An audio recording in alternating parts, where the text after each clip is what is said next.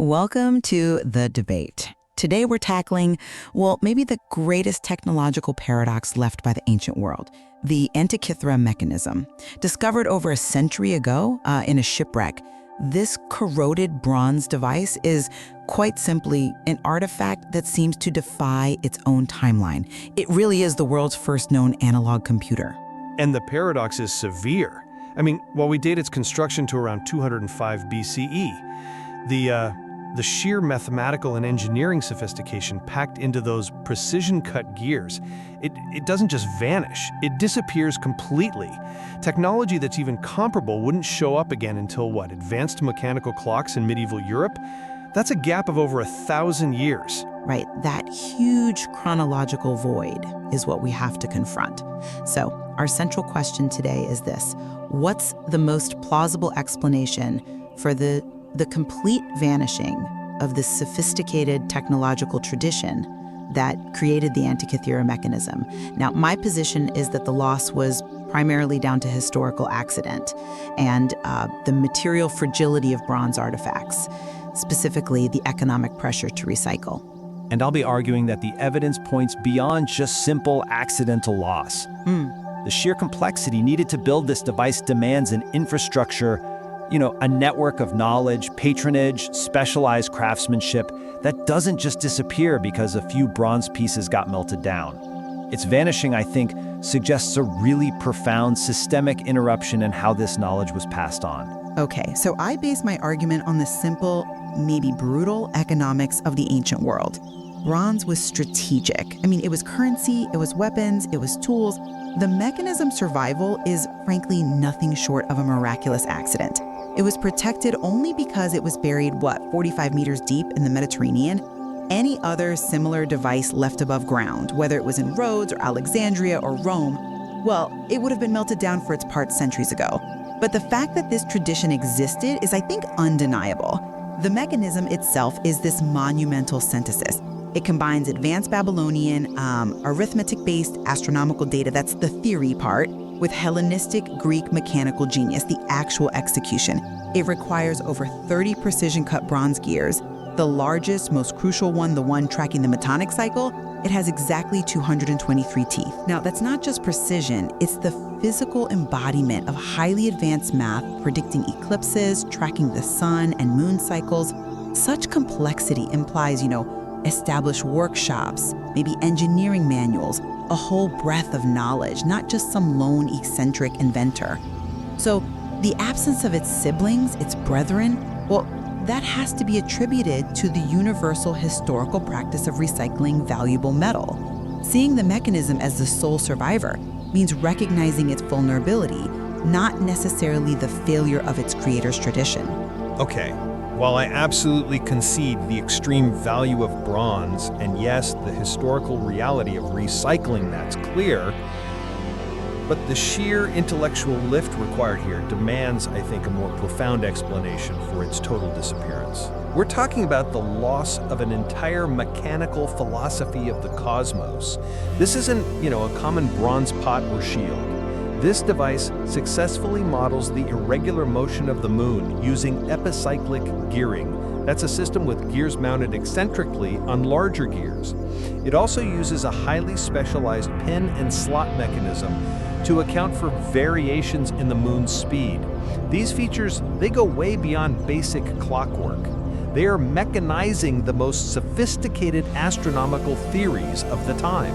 Now, that required a highly specialized ecosystem. You needed astronomers who could translate abstract theories into workable mechanics, precision metalworkers who could actually make the gears accurately enough, and critically, sustained political or academic patronage. If this technological lineage were thriving, if it were widespread commercially, well, the loss of every single other example just through recycling alone, I'm sorry, but that just strains credulity for me. The fact that the ability to do this kind of complex mechanical translation was lost for 10 centuries, that points squarely to a failure in transmission, a failure in institutional learning. And to elaborate on that failure, we aren't just talking about losing objects, we're talking about the eradication of the practical skill set, the mechanical philosophy of the cosmos. The mechanism represents the physical embodiment of scientific principle.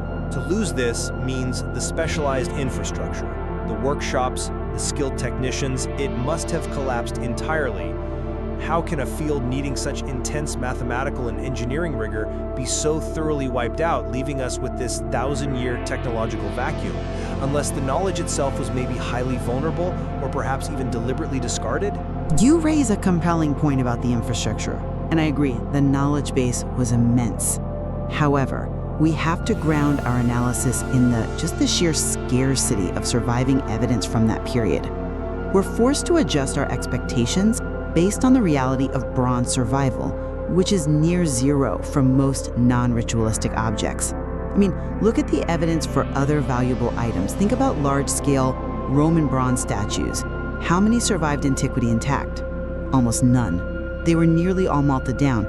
So the existence of this one fully mechanized device, found purely by accident, doesn't prove the tradition failed. I'd argue it proves the tradition existed. If bronze objects face, let's say, a 99.9% chance of destruction due to resource scarcity, political turmoil across the Hellenistic and Roman eras, why should we expect a whole bunch of complex mechanical devices to have survived? The economic engine of recycling, running continuously for centuries, is, I believe, a sufficient and powerful explanation for this archaeological gap. We don't necessarily need a catastrophic intellectual collapse. When the continuous, frankly mundane practice of resource acquisition gives us the mechanism for loss. Let's pivot slightly to the purpose of the device, because that affects its resilience, right? We think the mechanism likely served multiple purposes all at once. It was a scientific tool for calculating cycles, sure, but also a practical calendar for tracking, say, Pan-Hellenic games. And it was undoubtedly a highly desirable luxury item, maybe even, as recent inscriptions suggest, a tool for astrological prediction. This integrated utility where science, luxury, practical life all intersected should theoretically have helped preserve it. Yet it was lost. So that suggests to me that external material pressures, the acute need for metal during hard times, periods of conflict, simply overwhelmed even its status as a valued multi-purpose heirloom that led to its destruction. That's an interesting point, and I fully agree its integrated nature made it desirable.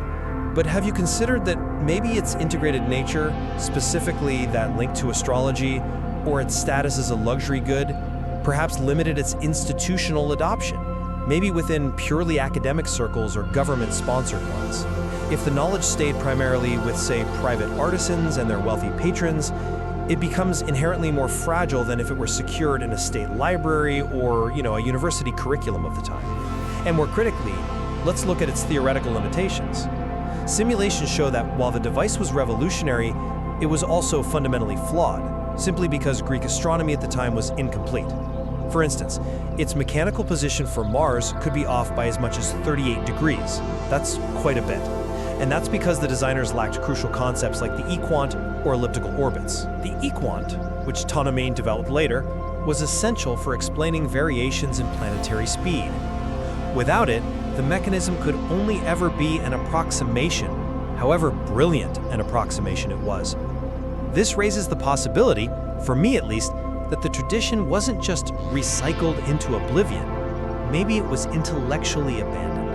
Perhaps later thinkers with more theoretically advanced tools found greater value in abstract, geometrically corrected calculation than in a flawed bronze embodiment. That could have allowed the actual mechanical translation skill set to just atrophy.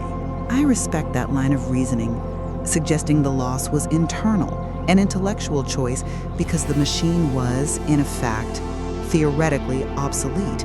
But I'm not quite convinced that a theoretical flaw automatically leads to institutional abandonment, especially one that results in the complete erasure of the engineering principles behind it. I mean, prototypes, even flawed ones, are often essential drivers of innovation and institutional knowledge. Consider the sheer mechanical genius needed just to implement the epicyclic gearing and those pin and slot mechanisms at all. That engineering skill, the ability to translate complex orbital theory, regardless of its theoretical completeness, into functional, precision bronze machinery, that is the technological triumph. Even if the astronomical predictions were later refined by Ptolemy's better theories, the engineering process itself should have remained incredibly valuable. Why would the knowledge of how to build precision gear trains be forgotten just because Mars was 38 degrees off sometimes. That suggests to me that the engineering tradition itself was tragically fragile, easily wiped out by those external material pressures, rather than being deliberately discarded by superior intellects. The economic value of the bronze simply outweighed, perhaps, the institutional value of the engineering know-how. Well, let's go back to the specifics of the knowledge base, because I think the inscriptional evidence actually reinforces this idea of fragile localization. The calendar, using the mechanism, follows the highly specific Corinthian family of calendars, and it explicitly tracks non-universal festivals like the Nagia festival in northwest Greece and the Halia festival on Rhodes. Now, this is critical, I think. It shows the device was tailored to a specific community of practice, likely centered on Rhodes, where we know astronomers like Hipparchus were active, and Posidonius had a famous workshop. Cicero even mentioned seeing such a device there. This suggests the knowledge wasn't broadly spread across the Roman and Hellenistic worlds. It might have been geographically narrow, potentially confined to just a few master craftsmen under the patronage of a handful of individuals. If the tradition was this localized, then a single political upheaval, like the sacking of a city, Rhodes for example, or the loss of a key patron like Posidonius, that could be sufficient to explain the complete and sudden vanishing of the knowledge base, irrespective of the metal's recycling value.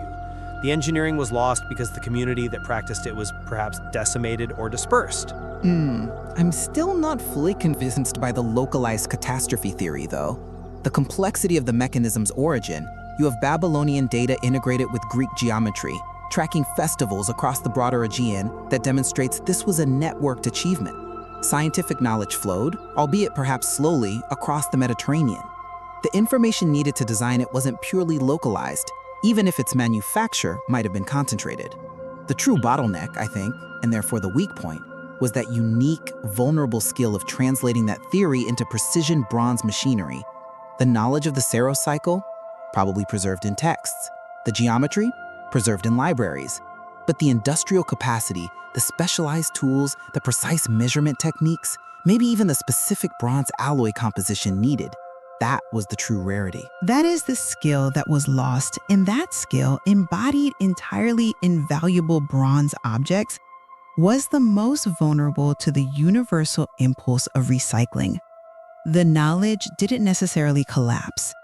Its physical manifestation was simply systematically destroyed over time.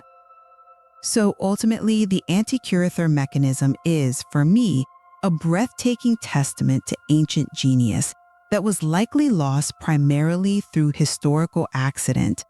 The slow, grinding, but devastating destruction and recycling of valuable bronze artifacts across centuries of scarcity and political flux. Its survival, truly against overwhelming odds, forces us to realize the immense and largely forgotten technological capabilities of the ancient Greeks in precision engineering. And conversely, I maintain the evidence points more towards a sophisticated technological tradition that suffered a systemic failure or a profound interruption. The intellectual infrastructure required the specialized patronage, the unique theoretical knowledge, coupled with engineering precision. It seems too vast, too specialized to be explained away by simple continuous recycling alone. The mechanism remains this stark anomaly that challenges us to understand precisely why such profound, mechanized knowledge wasn't effectively transmitted, allowing what looks like a devastating thousand-year technological regression. Though whether the ultimate cause was primarily external and economic, as I argue, or more internal and tied to the fate of a specialized community, as you suggest, I think we both certainly agree that the Antikythera mechanism requires us to fundamentally reconsider the technological trajectory of the ancient world. Indeed, it absolutely demonstrates that our ancestors achieved far more than conventional history often gives them credit for. And it acknowledges that, well, who knows how much other human ingenuity might simply be awaiting rediscovery, either buried in the dust of history or perhaps still lying beneath the waves.